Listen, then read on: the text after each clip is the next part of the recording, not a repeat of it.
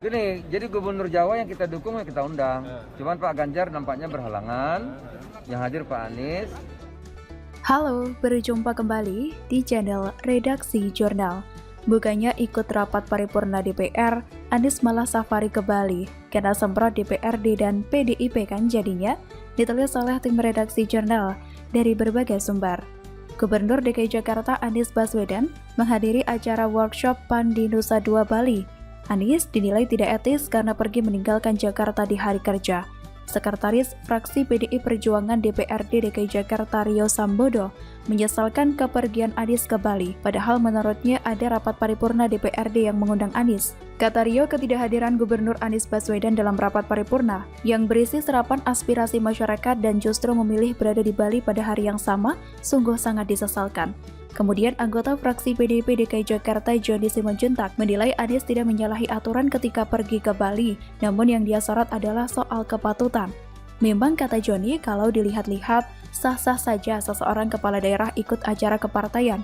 Namun demikian perlu dijaga juga. Kalau urusan partai bukan lagi menyangkut tupoksi atau tugas pokok dan fungsi sebagai kepala daerah, Joni menyarankan sebaiknya ke Bali di hari libur dan secara etis kan lebih bagus. Sabtu hingga Minggu juga bisa digunakan. Dia meminta Anies Baswedan untuk mempertimbangkan acara mana saja yang patut didatangi. Paling tidak, Anies memberikan contoh ke masyarakat. Inilah contoh gubernur yang memiliki rasa tanggung jawabnya kepada rakyat. Namun saya kira rakyat sudah mengerti akan hal itu. Sudah basi sebenarnya kalau bahas tentang Anies nggak ikut rapat, soalnya ia sering banget melakukannya, dan yang menjadi tanggung jawabnya ialah wakilnya, Riza Patria. Dilimpahkan begitu saja, tak punya malu memang di sini. Sebelumnya DPP PAN mengatakan workshop nasional di Nusa Dua Bali pada Senin 4 Oktober, selain dihadiri oleh para anggota Dewan dari PAN, mulai dari DPR RI, DPRD se-Indonesia, serta para eksekutif dari PAN, kegiatan itu juga tampak dihadiri oleh Gubernur DKI Jakarta Anies Baswedan. Dalam acara itu, Anies mengungkap rencananya setelah lepas jabatan sebagai DKI 1 pada Oktober 2022 mendatang. Anies menuturkan selama 4 tahun terakhir fokus pada kesetaraan. Anies kemudian bercerita soal rencana kampanye pilkada yang kandas. Kata Anies, rencananya nanti tahun terakhir baru mulai kampanye. Ternyata nggak ada pilkada tahun depan, jadi ya sudah kita kerja terus saja. Nggak ada kampanye tahun depan. Kalau ada pilkada tahun depan, kita kampanye. Tapi karena nggak ada kampanye berarti tahun kelima. Kalau pilkadanya nggak ada juga, ya sudah, kita terusin saja kerja sampai terakhir. Dalam acara itu, Wakil Ketua DPRD DKI dari fraksi PAN Zita Anjani menjadi moderator acara. Zita kemudian menanyakan rencana Anies setelah lepas jabatan DKI 1. Apa kata Anies? Kata Anies, ia hanya berharap semua yang dikerjakan di sini tuntas, sehingga orang percaya pada proses demokrasi. Karena ia ini calon gubernur yang tidak sengaja jadi calon gubernur. Anies kemudian mengatakan setelah tuntas di DKI, Anies akan berkeliling Indonesia. Kata Anies seperti ini, jadi yang ada di benak saya adalah ini dituntaskan bisa lapor pada umat, lapor pada masyarakat, amanat. Nih namanya sama nih, amanah sudah dijalankan dengan baik, tuntas. Nah sesudah itu saya jadi orang yang bebas. Sambil orang bebas saya menikmati keliling kemana-mana. Jadi nanti saya ingin kalau boleh, kemarin kan tahanan kota 5 tahun. Jadi habis itu kalau sudah saya keliling aja kemana-mana di Indonesia. Itu kira-kira. Janji, retorika, dan gebrakannya diakui sangat bagus. Sehingga banyak masyarakat yang terlena dan terbuai. Sungguh disayangkan, tapi biarin aja deh. Mereka mungkin ada yang gigit jari dan menyesal karena menyadari topeng Anies yang sebenarnya. Itu pilihan mereka yang tidak cerdas dalam berpikir dan menggunakan otaknya untuk menganalisa dan berlogika. Janji sendiri saja banyak yang tidak ditepati seperti rumah DP 0 rupiah. Ibarat janjinya mau belikan mobil, tapi akhirnya diturunkan dan sekarang hanya dijanjikan beli sepeda. Bukan hanya tidak merepati janji, tapi juga kurang peduli dengan rakyat. Formula E adalah bukti besarnya. Rakyat mau penjelasan, Anies mengelak terus. DPRD DKI ingin interpelasi, tapi Anies melakukan manuver dengan mengundang 7 fraksi, dan akhirnya berhasil digagalkan. Rakyat ingin tahu apa ada di balik Formula E. Rakyat ingin tahu ada apa di balik Formula E, Anies tidak peduli kan? Bahkan 7 fraksi parpol tidak hadir rapat paripurna untuk memutuskan apakah interpelasi akan digulirkan atau tidak. Bicara janji terbayar lunas, ngelawak aja nih orang. Mana tuh janji kampanye yang bombastis itu? Apakah itu artinya Anies tahu janji tersebut memang terlalu muluk, tapi tetap memaksakan diri untuk tujuan meraih suara? Apakah pada akhirnya ucapan Ahok benar, bahwa jangan bohongi rakyat hanya karena ingin menang pilkada? Lidah memang tidak bertulang, ceplos-ceplos yang penting tampil beda dan bisa memenangkan hati rakyat. Bisa tidaknya diwujudkan itu urusan belakangan. Satu persatu kebobrokan terbongkar dengan sendirinya. Topeng terlepas satu persatu seiring berjalannya waktu.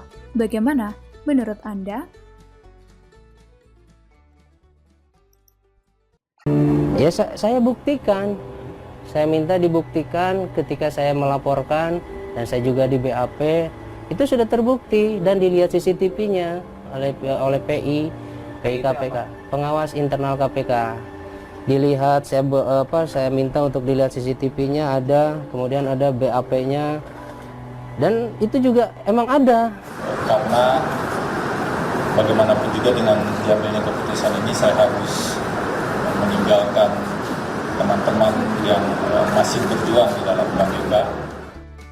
Denny Sregar menyumpal mulut Febri Diansyah soal pemecatan pegawai KPK. Ini fakta penaruh bendera HTI di KPK. Ditulis oleh tim redaksi jurnal dari berbagai sumber. Halo, berjumpa kembali di channel Redaksi Jurnal. Pegiat media sosial Denny Sregar menyoroti keadilan yang terjadi kepada mantan pegawai KPK yang dipecat karena ia memfoto bendera HTI di ruang kerja pegawai KPK. Lewat akun Twitternya @DennySregar7, sambil melampirkan video pengakuan mantan pegawai KPK tersebut, Denny mengatakan, pengakuan Iwan Ismail Satpam @kpk_RI yang dipecat karena memotret bendera HTI. Saya kok lebih percaya dia ya daripada pegawai-pegawai @kpk_RI yang dipecat itu. Dan seharusnya, kata Denny, @kpk_RI berterima kasih kepada Iwan Ismail, mantan Satpam KPK, karena telah berusaha membongkar bobrok di dalam tubuh KPK yang sudah lama bernanah. Saya yakin maksud Iwan Ismail supaya KPK bersih, bukan supaya nama KPK rusak atau melemahkan. Tapi malah dipecat. Selain itu, Denny juga mengomentari pernyataan dari Febri Diansyah, mantan Kepala Biro Hubungan Masyarakat Komisi Pemberantasan Korupsi atau yang lebih dikenal sebagai juru bicara KPK. Bisa dibilang pada waktu itu KPK adalah negara di dalam negara yang bernama Indonesia. Ini yang berbahaya ketika KPK mulai disusupi oleh paham fundamentalis dan dipakai sebagai senjata oleh mereka dengan tujuan untuk menghancurkan negara ini sendiri. Seperti diketahui sebelumnya lewat akun Twitternya @febridiansyah, ia mengatakan, bagaimana dengan fitnah Anda ini? Menuduh Novel memecat Satpam, padahal foto diambil di lantai 10, ruangan jaksa, bukan wilayah tugas Satpam tersebut dan justru disebarkan ke grup eksternal. Dari pernyataan Febri tersebut, Denny lalu meretweet dan memberikan komentar sekaligus membungkam mulut Febri Diansyah dengan tuntas. Kata Denny Sregar, gak usah sok lugu gitu deh, Mas @Febri Diansyah. Saya tahu Anda orang pintar, kan gak mungkin tangan Novel yang bersih dan jabatannya tinggi itu langsung memecat seorang satpam. Tapi kita tahu juga betapa kuatnya pengaruh Novel waktu itu, dan fakta ini jangan diabaikan.